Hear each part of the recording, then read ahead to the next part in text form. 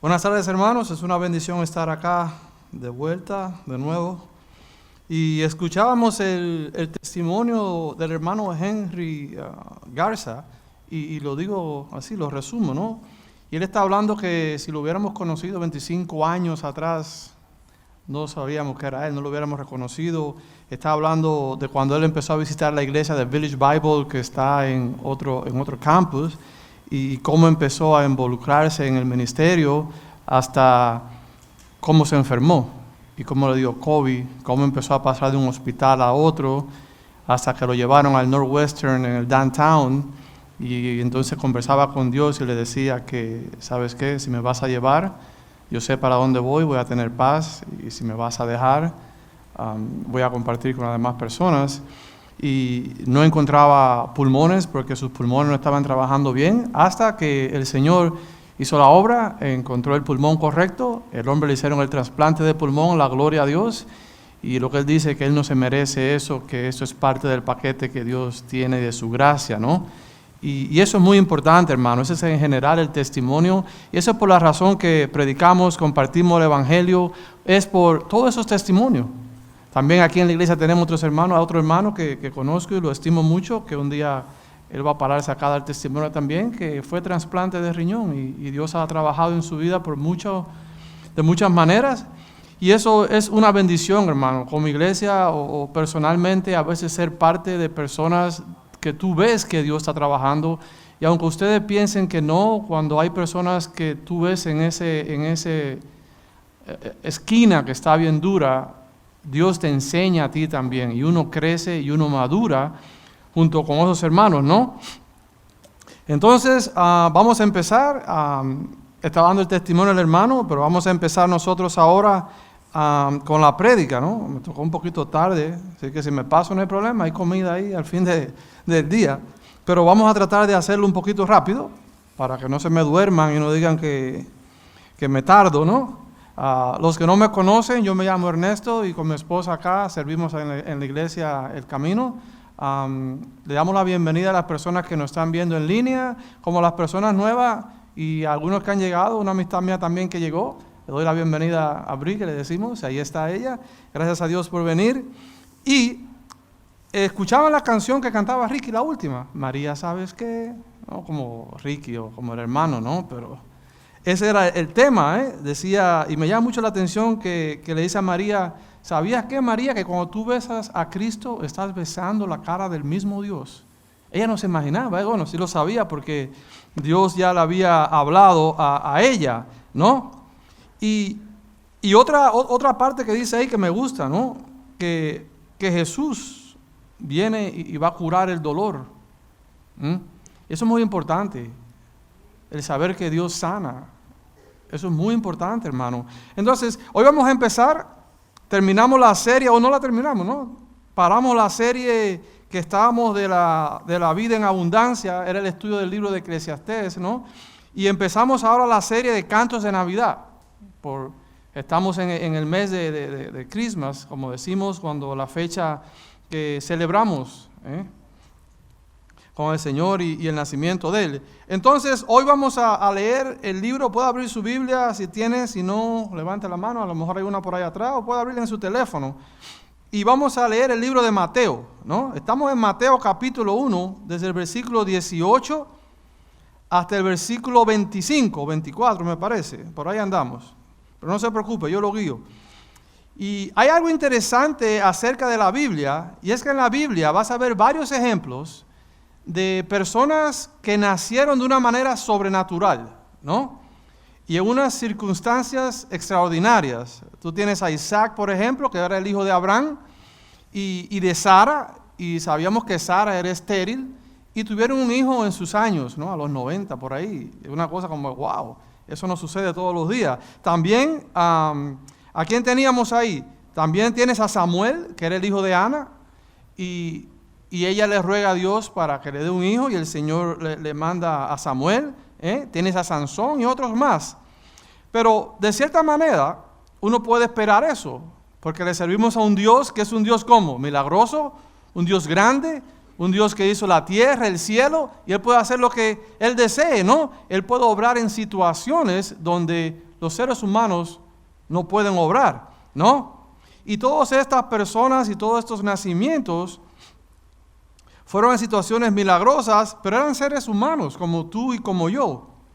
Y a pesar de lo extraordinario que hubo en el nacimiento de ellos, en el Evangelio de Mateo nos vamos a encontrar con ¿qué? Con un nacimiento que se va fuera de lo normal, ¿ok? Y me gustaría hacerte una pregunta, que es la misma pregunta que nos hacemos. Si Dios enviara a su Hijo a este mundo en el día de hoy, ¿cómo podríamos esperar que fuera el nacimiento de Jesús? ¿Cómo esperaríamos? Sería un nacimiento extraordinario, un nacimiento fuera de lo normal, ¿no, verdad? Que no igualara a ninguna persona que tú pudieras ver aquí en este mundo. Y es cierto, eso lo esperamos. Pero si vas a la Biblia y miras el nacimiento de Jesucristo, vas a ver en lo primero que su nacimiento fue anunciado. Después vamos a ver que tiene un propósito especial.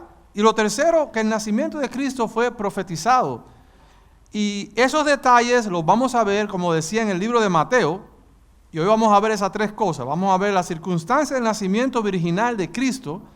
Después vamos a ver el propósito del nacimiento de Cristo. Y lo último, cumplimiento de las profecías acerca del nacimiento de Cristo. Si son tan amables, pueden abrir la Biblia en Mateo 1, desde el 18 al 25. Y si no la tienen, yo se lo leo. Lo que yo leo un poquito rápido, y si no lo entienden, me lo preguntan al final de la prédica, ¿no? Y dice el versículo 18, el nacimiento de Jesucristo fue así. Estando desposada María, su madre con José, antes que se juntasen, se halló que había concebido del Espíritu Santo. José, su marido, como era justo y no quería infamarla, quiso dejarla secretamente, y pensando él en esto, he aquí un ángel del Señor se apareció en sueños y le dijo, José, hijo de David, no temas recibir a María tu mujer, porque lo que en ella es engendrado del Espíritu Santo es, y dará a luz un niño y llamará su nombre Jesús, porque él salvará a su pueblo de sus pecados. Todo esto aconteció para que se cumpliese lo dicho por el Señor por medio del profeta cuando dijo, he aquí una virgen concebirá y dará a luz un hijo y llamará su nombre Emmanuel, que traducido es Dios con nosotros. Y el 24 dice, despertando José del sueño, hizo como el ángel del Señor le había mandado y recibió a su mujer, pero no la conoció hasta que dio a luz a su hijo primogénito y le puso el nombre Jesús. ¿Ok? Entonces, en este pasaje, ¿qué vamos a ver? El nacimiento de Jesús, y nos lleva al punto 1, como le decía, la circunstancia del nacimiento de Cristo. ¿Cómo nació Cristo? Y si vemos el versículo 18, que es el primero, ¿qué te dice? Que sucedió así, que pasó así, que estando desposada María, su madre, con José, antes que se juntasen, se halló que había concebido del Espíritu Santo. Estaba embarazada del Espíritu Santo. Y en ese versículo hay muchísimo, de ahí puede salir una prédica. María estaba comprometida o desposada para casarse con José. Antes que se llevara el matrimonio, ¿qué aparece? María está embarazada. Y tenemos poca información de José y de María. La Biblia dice que ellos eran de la ciudad de Nazaret. Es como un background, ¿no? Tanto José como María eran descendientes del rey David, uno por un lado y otro por el otro. No estaban relacionados entre sí, pero sí venían de la descendencia del rey David. José era un carpintero, que todo lo vemos en la Biblia, y esa era su profesión, ¿no? Y dice en Mateo 18 que María estaba desposada de él, estaba comprometida para casarse con José, lo repito. Y hermanos, tenemos que entender las costumbres de los matrimonios como eran en el día del Señor Jesús. En el día de hoy, lo que vemos es que los hombres generalmente, porque hoy en día ya las mujeres proponen matrimonio, y te piden número de teléfono, oye, mándame yo sé cómo trabaja eso, yo estaba ahí. Pero generalmente el hombre compra una sortija y antes uno va a hablar con el padre, le pide permiso al padre para ser novia, y entonces tu novia pedida, de ahí tú vas y compras la sortija si tienes el dinero, si no una arandela de bujías hacen allá en mi país porque no hay sortija, y uno se la pone a la muchacha y la muchacha acepta el compromiso y ya está comprometida contigo, pero no es un compromiso donde hay si se enojan o quieren terminar ese compromiso, no es un compromiso legal, ¿ves? Si la persona se enoja o los dos, o ella o él, quieren romper, ¿Qué hace la muchacha? Se quita la sortija como hacen en las películas y te la avienta por la cara y no quiero casarme contigo y ya. De ahí entonces uno le rompe en el corazón, ¿no? Pero en la época del Señor Jesús las cosas no venían así. Eran totalmente diferentes. Los matrimonios eran arreglados por los padres. El padre le buscaba a la novia o el novio al hijo, se arreglaban, había intercambios monetarios, animales, lo que sea, ¿no? Llevaban un acuerdo y ese acuerdo es un contrato legal. Que de la única manera que uno podía romper eso era haciendo una carta de divorcio, divorciándose. No vivían juntos, por eso este tiempo se tomaba hasta un año, y ya la pareja vivía juntos después del año cuando pasan las bodas, ¿no? Hasta la boda. Entonces, ante la ley judía, ya esta pareja estaban casadas. Legalmente estaban casadas, vivían separados. Entonces, imagínense esas circunstancias extraordinarias donde viene el nacimiento de Cristo. José está por un lado, María por el otro, y cuando María ve a José le dice, ¿sabes qué? Un ángel, estoy embarazada del Espíritu Santo. ¿Y ustedes se imaginan qué pasa en ese momento? Es difícil para José creer eso, al igual que para mí. ¿Se imaginan a José? Pobre, no era un hombre rico, y él diría como que embarazada del Espíritu Santo, que un ángel vino y que te dijo. Es una cosita dura para él. En su mente lo que él piensa es que ella me ha sido infiel. Eso es lo que piensa José.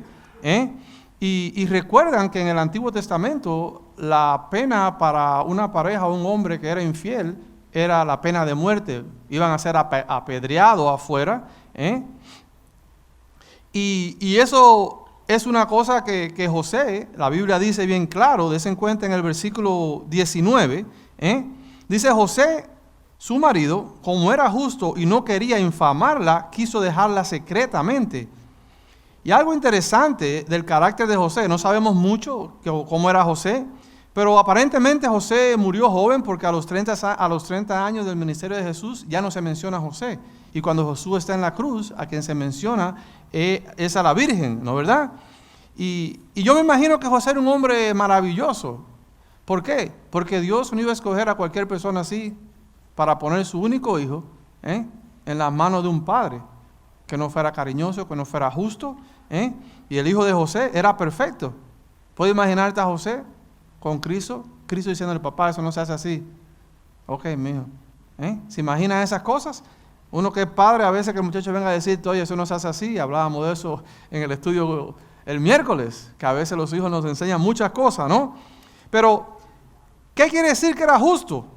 ¿Era perfecto? No. ¿No tenía pecado? Sí era pecador.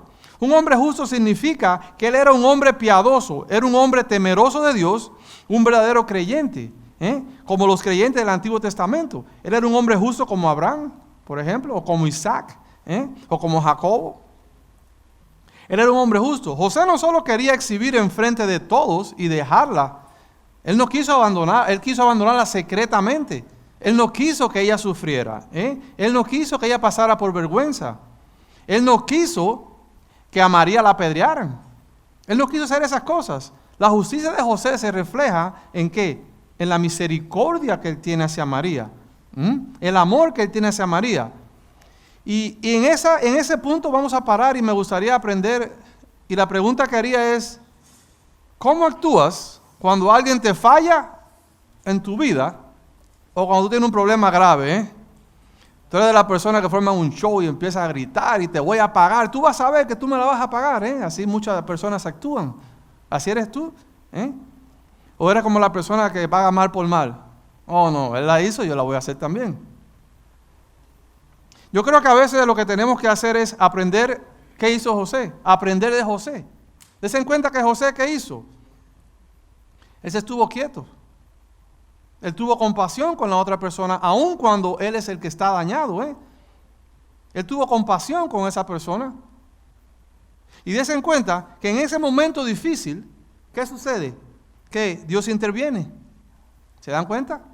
Dios interviene y en ese momento aparece el ángel. No el mismo ángel que se le apareció a María. Dice que fue un ángel que se le apareció a José y le da la misma revelación a José. Y eso lo vemos en el versículo que, en el 20, y es en el punto número 2 que llegamos, el propósito del nacimiento virginal de Cristo. Versículo 20 de Mateo capítulo 1, ¿qué dice? ¿Lo tienen? Y pensando él en esto, desen cuenta, José estaba pensando todavía, no se le había cuajado todavía en la cabeza que María estaba embarazada del Espíritu Santo, y pensando él en esto, he aquí un ángel del Señor le apareció en sueños, parece que se durmió. ¿Y qué le dijo? José, hijo de David, no temas recibir a María tu mujer, porque lo que en ella es engendrado del Espíritu Santo es. ¡Wow! ¡Qué maravilloso! Ahí José se le quitó un peso de encima tremendo. Dios envía un ángel y le dice primero, José, hijo de David. ¿Se dan cuenta? Paremos un momentico ahí. Y si tú lees en Mateo, estamos en el capítulo 1, si vas un poquito más arriba, en el Mateo capítulo 1, versículo 1, dice la palabra, Jesucristo es de Abraham, hijo de David. Es hijo de Abraham, hijo de David. Y aquí Dios usa el mismo título, hijo de David, para José. José era un carpintero común y corriente, un judío más, ¿no? Pero Dios lo usa y le empieza a explicar a José qué iba a pasar, cuál era el rol de José y por qué tú dirás que eso es importante. Sí, es muy importante, Dios le dice a José lo que él va a hacer en el nacimiento de Cristo. Y todos los judíos sabían que el Cristo o el Mesías iba a nacer de la línea de David. Todos ellos sabían eso, y que se iba a sentar en el trono de David. Y eso el ángel se lo dice a José, hijo de David. Y en el libro, volvemos arribita, libro de Mateo capítulo 1, versículo 1, ahí tú ves la genealogía. ¿Con qué se come eso? La genealogía es el nombre de quién hizo a quién y por dónde vienen. La genealogía de Jesús. Y si tú lees, vas a ver una cantidad de nombres. Y si eres como yo, lo brinca. Mucha gente dice, ay, yo no entiendo esto. Y lo brincamos, ¿no? ¿O soy yo solo que hago eso? ¿O tú lees todos los nombres? Bueno, yo pensaba que era yo solo, pero bueno, parece que estoy solo. Pero eso es muy importante, hermano. Es muy importante. Porque más adelante tú aprendes la importancia de la genealogía. Recuerda que Mateo está escribiendo a una audiencia judía. Entonces, ¿qué tiene que hacer Mateo? Él tiene que hacerle ver a los judíos que Jesucristo viene del linaje real de David. Y Mateo está profundamente arraigado al judaísmo. Entonces, en el versículo 1, observa que esa genealogía va desde Abraham hasta Jesús. Sin embargo, en el puente entre Jesús y José no hay un vínculo biológico. Y dirás, sí, vamos a leer un minutito arriba, ¿ok? Lees Mateo, dice el 1 y el 2. Abraham engendró a Isaac, Isaac a Jacob, y Jacob a Judá y sus hermanos. Judá engendró a Tamar, a Farés y a Sara, Farés a Esrom, y Esrom a Arán, y por ahí para abajo continúa, engendró a uno y engendró al otro. Pero cuando tú llegas al versículo 16, ¿qué te dice? Y Jacob engendró a José, y no dice que José engendró a Jesús, dice, Jacob engendró a José, marido ¿de quién? De María, de la cual nació llamado el Cristo. ¿Se dan cuenta? Si tú lees eso, no dice que José engendró a Jesús. Dice que José estaba casado con María, que José era el marido de María y que de María nació Jesús llamado el Cristo. Y ahí hay un vínculo entre José y Jesús legal. Delante de la ley es el hijo de José, pero no es biológicamente el hijo de José. De María nació Jesús llamado el Cristo, es de María. Entonces, si tú lees el pasaje por primera vez, ¿qué tú vas a decir? Entonces, ¿quién es el papá de Jesús? Y esa es la misma pregunta que vas a encontrar en Mateos 22, 41 y 42. Esa pregunta se la hace Jesús a los fariseos y le dice, y estando junto a los fariseos, leo en Mateo 22, versículos 41 y 42, Jesús les pregunta diciendo, ¿qué pensáis del Cristo? Se lo está preguntando a los fariseos. ¿De quién es hijo? ¿Y qué dijeron ellos? De David. Y esa pregunta necesita ser hecha a toda persona. ¿De quién tú crees que es hijo Jesús? Los líderes judíos, recuerden que ellos creían que el Mesías prometido venía de la ley de David. Ellos creían desde el punto de vista humano que él sería aquel que viene del linaje real, que lo iba a salvar de esa opresión. Ellos esperaban que él fuera aquel rey, pero aparentemente ellos no esperaban que fuera Dios en carne humana. Y en la actualidad vas a ver gente que siguen con lo mismo también. Hay personas en la actualidad que pueden dejar y decir, ok, Jesús es el hijo de David. Ok, Jesús es el hijo de Dios. Pero no quieren aceptar que Jesús es Dios. Pero no te asombres, porque mira, el apóstol Pablo dice en Romanos 3 y 4, pues que si algunos de ellos han sido incrédulos, de las personas que se ponen a dudar, bueno, yo no sé que si Jesucristo es el Hijo de Dios. Y eso es lo que dice Pablo. ¿Su incredulidad habrá hecho nula la fidelidad de Dios? Porque unas personas no creen, ¿tú crees que eso va a anular la fidelidad de Dios? Eso es lo que dice Pablo. De ninguna manera. Antes bien sea Dios veraz y todo hombre mentiroso, como está escrito, para que sea justificado en tus palabras y venzas cuando fueses juzgado. Hermano, no dejemos que tu teología se base en la regla de la mayoría. Yo creo en todo eso porque todo el mundo lo cree. Y si una persona no está de acuerdo contigo, no, yo no creo en eso. Puede haber personas que nieguen el nacimiento virginal de Jesús. Pueden haber personas que peleen a mano abierta y que te digan que Jesucristo no es Dios. Pueden haber personas que te digan todas esas cosas. Pero la esencia del cristianismo depende del hecho de que Jesús es Dios en carne. Esa es la esencia del cristianismo. Jesucristo es Dios en carne. Es por eso que le decía que cuando María besaba al bebé, decía la canción, ella recordaba que estaba besando la cara de Dios. Y es por eso que te estoy explicando de dónde viene la descendencia. Y es algo que enseña la Biblia claramente. Es una doctrina esencial en la base cristiana. Mira, hermano, si Jesús simplemente nació de los padres humanos, no hay manera de describir, la razón para la cual Él tenía una vida sobrenatural. Su nacimiento virginal, su muerte sustitutiva, su resurrección corporal y su segunda venida son un paquete de la deidad de Dios. Y te lo vuelvo a decir, usted no puede escoger, creo en uno, pero no creo en el otro. O crees en uno o no crees en ninguno. Todo eso viene junto en el paquete. Y Mateo te da respuesta humana a la pregunta de quién es el Hijo en la genealogía, en el capítulo 1. En términos humanos, ¿de quién es el Hijo? Es el Hijo de David. Y en la segunda parte del capítulo que estamos leyendo hoy de Mateo 1, tenemos la respuesta divina. ¿De quién es el Hijo? Él es el Hijo de Dios. Hijo de David en términos humanos y es el Hijo de Dios en términos de deidad.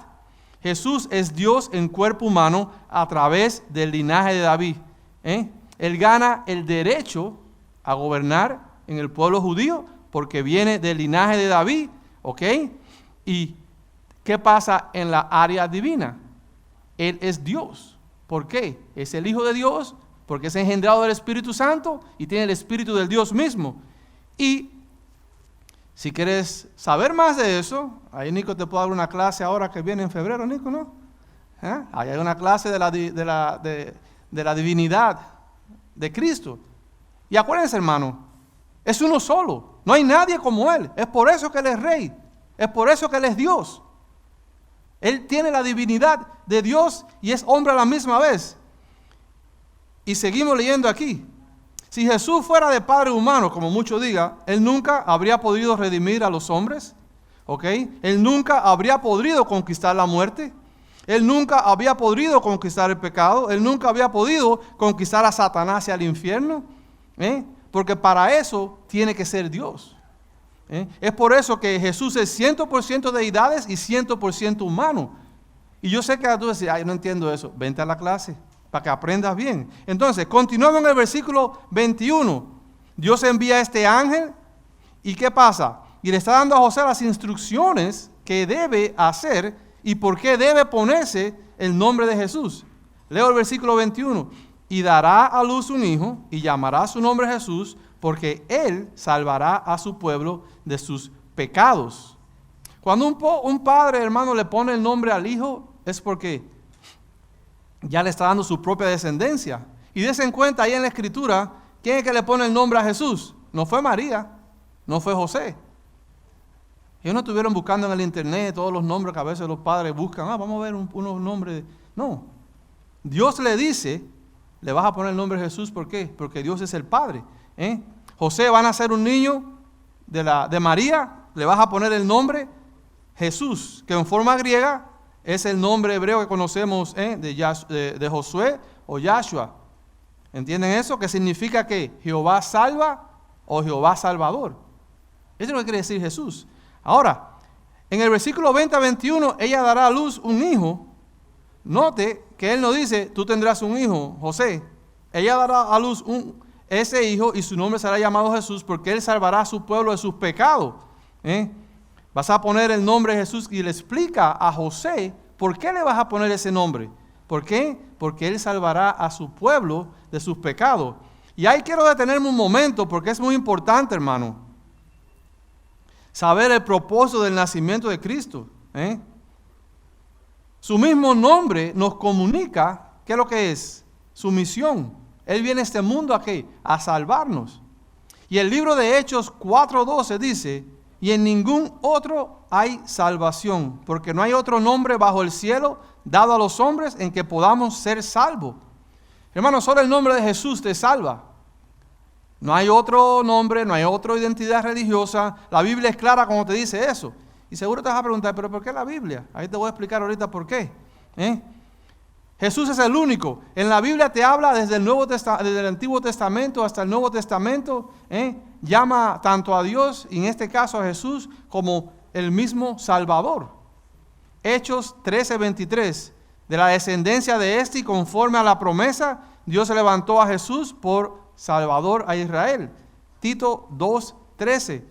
Aguardando la esperanza bienaventurada y la manifestación gloriosa de nuestro gran Dios y Salvador Jesucristo. Ahí está. La Biblia entera llama a Jesús Salvador. ¿Pero Salvador de quién? Esa es la pregunta. ¿Él vino a salvar solamente a los judíos y al pueblo de Israel? ¿Qué se refiere cuando dice que vino a salvarlos? ¿Vino a ellos exclusivamente? Dice la palabra en el libro de Juan 1:12. Mas a todos los que le recibieron, hermanos, los que creen en su nombre, le dio potestad de ser hijo de Dios. Para tú ser hijo de Dios, tú tienes que, dice la palabra ahí, creer en el nombre de Cristo. Y no creer como dicen los demonios, porque dice en el libro de que los demonios creen y tiemblan cuando escuchan el nombre de Cristo. Tú tienes que aceptar a Cristo y confiar en Cristo, darle tu vida a Cristo para tú poder ser parte del pueblo de Dios. No, pero que todos somos, no, todos somos creados, somos criaturas de Dios, pero no todos somos hijos de Dios. Y eso es bien claro que tú tienes que tenerlo. Yo no sé qué es lo que tú estás pensando en estos momentos, y lo bueno es que yo soy el mensajero en este momento. Para tú poder ser hijo de Dios, dice la palabra que tú tienes que creer. Ahí te lo dice Juan. Tienes que creer en su nombre. ¿Y qué es lo que es el nombre de Jesús? Salvador. Tienes que creer que Jesús es Salvador. ¿Y qué te vas a hacer cuando tú crees en ese nombre? Él te da la potestad. Él te adopta como hijo. ¿No verdad? Y la pregunta es si tú quieres ser parte del pueblo de Dios. ¿Tú quieres ser parte de ese pueblo que Jesús vino a salvar? Y si regresamos a Mateo, volvemos al 1:21, dice que le pondrás por nombre Jesús, porque Él salvará a su pueblo de sus pecados. ¿Y qué significan los pecados? Los judíos esperaban el Mesías, el Cristo, ¿no verdad? El que lo iba a salvar. Ellos pensaban que lo iba a salvar ¿de qué? De la opresión de los romanos. Pero la Biblia nos dice bien clara que el propósito de la venida de Cristo no era salvarlo de la opresión romana. Dice que era salvarlo ¿de qué? Del pecado. Es que Cristo viene. Y el pecado, ¿tú sabes lo que hace? Cuando tenemos pecado necesitamos un Salvador. Dice la Biblia en Romanos 3:23, por cuando todos, la Biblia es clara, todos, incluye a todo el mundo en la bola, pecaron, dice la palabra que estamos destituidos de la gloria de Dios. Esa es la primera parte del versículo. Porque cuando todos pecamos no podemos alcanzar a Dios. Yo no sé cuántas cosas tú quieres hacer, cuántas obras buenas tú quieres hacer para tú poder llegar a Dios. Tú no puedes llegar a Dios. Dice la palabra que maldito el hombre que confía en su corazón. Si tú crees, yo soy una buena persona. No, la Biblia es clara. Es por eso que Cristo viene. Porque el hombre es un pecador, hermano. Nosotros venimos, ¿de quién? De Adán y Eva. Apenas tú naces, a ti no hay que enseñarte a pecar. Tú naturalmente vas a pecar. Eso es como un perro, que tú no tienes que enseñarle al perro a ladrar. No hay escuela de enseñar al perro a ladrar. Ellos ladran naturalmente. Nosotros pecamos naturalmente porque somos pecadores. Y eso es lo que te dice, que el pecado impide que los hombres tengan una relación con Dios. Dice también que para tú poder tener relación con Dios tiene que ser el pecado derribado. Y dice Romanos 6:23 que la paga del pecado, ¿qué es lo que es? La muerte. Para tú poder llegar a Dios, tú no puedes ser pecador. Y eso es muy difícil para muchas personas entender. Oh, no, yo hablo con Dios. No, Dios a ti no te escucha. No sé con quién tú estás hablando. Para tú poder llegar a Dios, tienes que tener tu Salvador, tienes que creer en Cristo Jesús. Y dice ahí el versículo de Romanos 6:23 que la paga del pecado es la muerte. Eso es lo que recibimos. Pero volvemos. Mateo 18:11, ¿qué dice Jesús? Porque el Hijo del Hombre ha venido para salvar lo que se había perdido, hermano. Estamos perdidos. Dice en Isaías 53:6, todos nosotros nos descarriamos como ovejas. ¿Saben cómo son las ovejas? Que cogen para los lados, para allá y para acá. Y las ovejas son bien cabezonas, así somos nosotros. Dice, cada cual se apartó por su camino. Aquí cada uno hace lo que le viene en gana, lo que le dé en gana. Es natural en nosotros. Pero mira qué lindo. Mas Jehová cargó el pecado de todos nosotros. ¿En qué? En Cristo. Eso es lo que dice la palabra. Jesús vino a buscar, a salvar a aquellos que están perdidos. Si tú quieres ser parte de este pueblo, si quieres recibir esa salvación, ¿qué tienes que hacer? Confiar en el Señor Jesucristo. Dice Romanos 6:23, la paga del pecado es muerte. Pero la segunda parte de Romanos, ¿qué te dice? Mas la dádiva, la gracia, lo que tú no te mereces, que Dios nos da, el regalo que Dios nos da. ¿Qué dice? Es la vida eterna en Cristo Jesús. ¿Y tú sabes lo que es la vida eterna? Que cuando tú mueres, ¡pum!, tú llegas a los pies de Cristo Jesús. Y eso fue otro sermón, hablar de la muerte. Esa es la vida eterna. Tú puedes ser salvo en este momento. Yo sé que hay personas acá que escuchan el mensaje y tú les dices, ¿quieres ser salvo? No. Tú en este momento puedes ser salvo. Yo no sé a qué iglesia tú vas, yo no sé qué religión tú practicas, pero la Biblia es clara. En este momento tú puedes ser salvo. Lo único que tienes que hacer es repetir y decir, Señor, soy un pecador, lo reconozco, me arrepiento del pecado, Señor. Señor, yo entiendo y creo en mi corazón que Cristo es tu Hijo, que vino a salvarnos, que murió en la cruz por mi pecado y resucitó al tercer día, Señor. Señor, te entrego mi alma. Y así tan fácil. La salvación es gratis, pero costó. Y si tú haces esa oración, eres salvo. Dice la palabra que una vez que tú aceptas a Cristo Jesús en tu corazón, el Espíritu Santo, el Espíritu de Dios, el mismo que resucitó a Dios de los muertos, viene y mora en ti. Entonces tú tienes una relación con Dios. Entonces Dios no te mira a ti como pecador, porque el pecado tuyo fue pagado en la cruz del Calvario con la sangre de la oveja, que es Cristo Jesús. Entiende que para tú poder llegar a Dios tienes que morir al pecado. Y ese pecado, ¿quién fue que pagó por él? Cristo. Y recuerda, la salvación no es basada en lo que tú puedas hacer. La salvación es basada en lo que Cristo hizo en la cruz por nosotros. Es por eso que todo apunta a Cristo. Hemos visto la circunstancia del nacimiento virginal de Cristo. Hablamos también del propósito de Cristo, que es venir a salvar al mundo. Y lo último que vamos a hablar, ¿qué es lo que es? De la profecía acerca del nacimiento de Cristo. Y me quedan 10 minutos. ¿Y qué dice el versículo 22? Dice el versículo 22 de Mateo capítulo 1. Todo eso aconteció para que se cumpliese lo dicho por el Señor, por medio del profeta, cuando dijo, he aquí una virgen concebirá y dará a luz un hijo y llamará su nombre Emmanuel, que traducido es Dios con nosotros. Ese es el último detalle que vamos a ver el día de hoy, hermano, del nacimiento virginal de Cristo Jesús, que fue profetizado.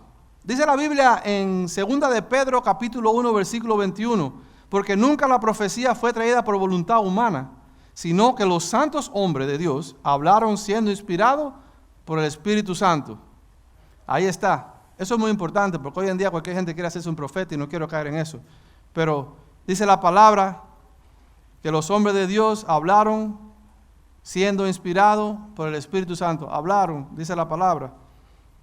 Y si tú miras en el Antiguo Testamento, mientras estaba estudiando por el mensaje, me vino a la mente, ven acá, ¿cuántas profecías de Jesucristo hay? Y me puse a buscar y a estudiar. Y según lo que encontré, dice que se cuentan más de 300 profecías.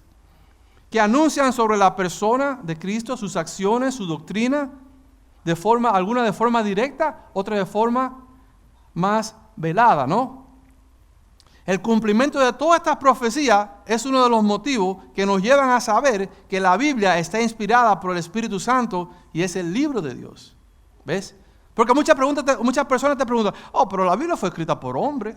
¿Verdad o mentira? No te lo dicen así cuando uno dice, no, la Biblia es así. Te dicen, no, pero la Biblia fue escrita por hombre. Ahora yo te voy a preguntar a ti.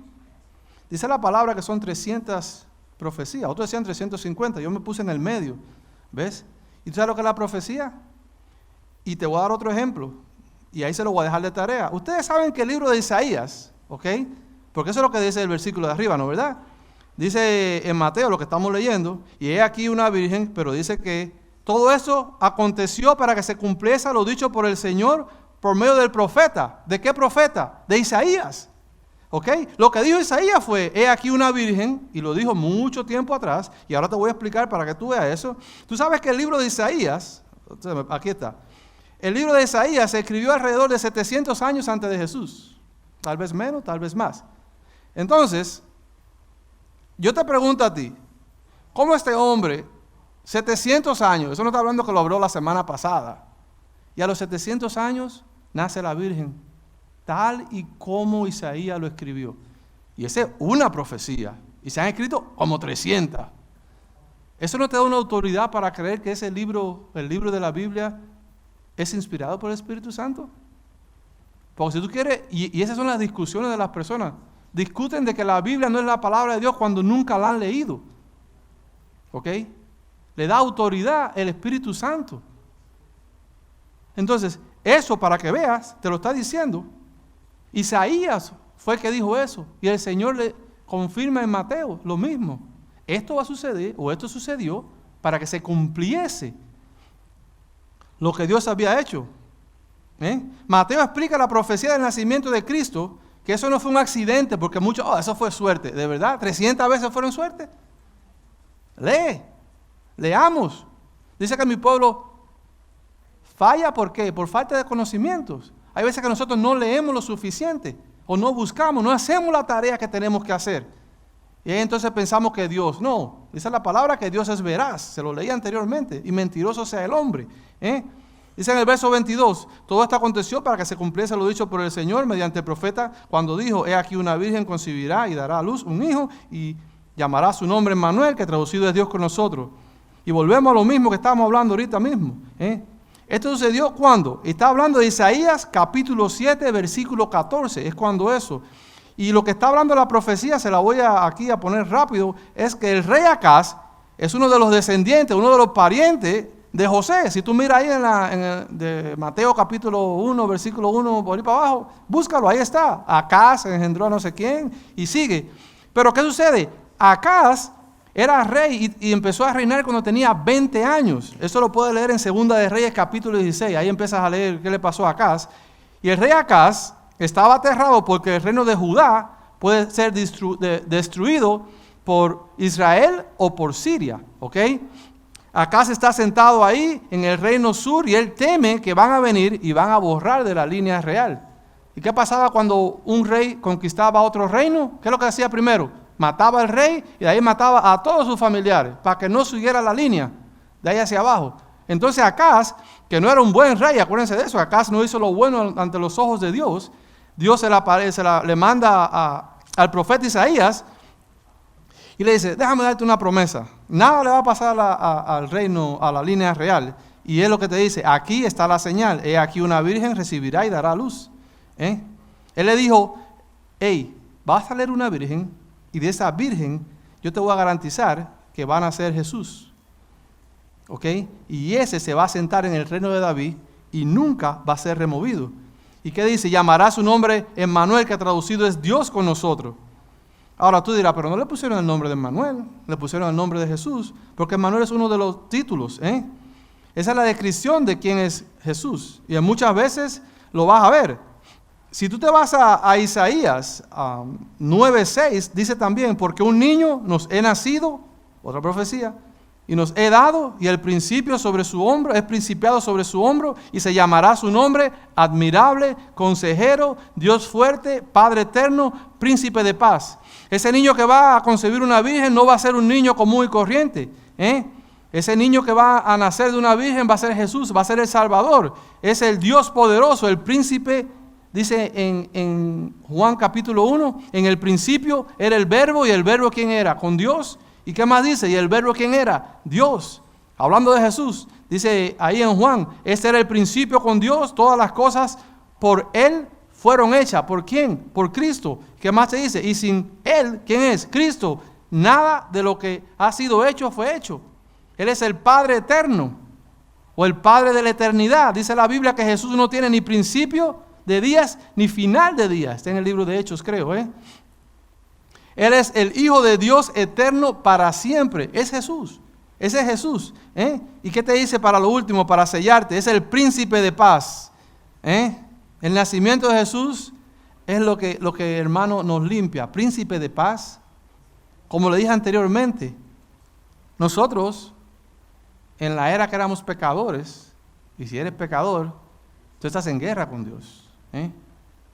Dice la palabra en Romanos 5:8, mas Dios muestra su amor para con nosotros, que en siendo aún pecadores, ahí siendo nosotros pecadores, dice que Cristo murió por nosotros. Dice Romanos 5:1, por causa del sacrificio de Cristo somos restaurados a una relación de paz. Jesús es el príncipe de paz. Y para los que piensan que tú puedes perder tu salvación, dice Juan 10:28, y yo le doy vida eterna y no perecerán jamás, ni nadie me lo arrebata de mi mano. Tú estás ahí en la palma de Dios. Tú estás en la palma de Dios y nadie te puede arrebatar de la mano de Dios. Cristo te protege, Cristo te ama. Y te voy a decir el día de hoy, hermano, si tú no conoces a Cristo y estás escuchando esto que te estoy diciendo, si estás en línea, si estás aquí, acéptalo. No, yo primero voy a arreglar mi vida y de ahí yo recurvo y ya yo vengo. Dice la palabra que Dios te garantiza el día de hoy. No seamos rebeldes, como lo dijo al pueblo en el desierto. Si tú escuchas mi voz hoy, ¿qué tenemos que hacer? Arrepentirnos y venir a los pies de Dios. Oramos. Padre, Señor, te damos gracias por lo grande que eres, Señor, lo misericordioso, Señor. Venimos a ti, Señor, con un corazón humilde, con un corazón roto, Señor, a exaltarte, Señor, a alabarte. Señor, te pedimos que en estos días que se acerca la Navidad, donde celebramos tu nacimiento, Señor, te damos gracias por el milagro del nacimiento de Cristo, por la Virgen María, Señor. Señor, te pedimos por aquellas personas que no han aceptado a Cristo, que le abra su corazón para que pueda entender la verdad divina, Señor. ¿Quién eres tú? Te pedimos por todas las personas presentes, Señor, y por las que no están presentes, que las proteja, que las cuide. Te damos gracias, Señor, en esta tarde, en el nombre santo de Cristo Jesús. Amén.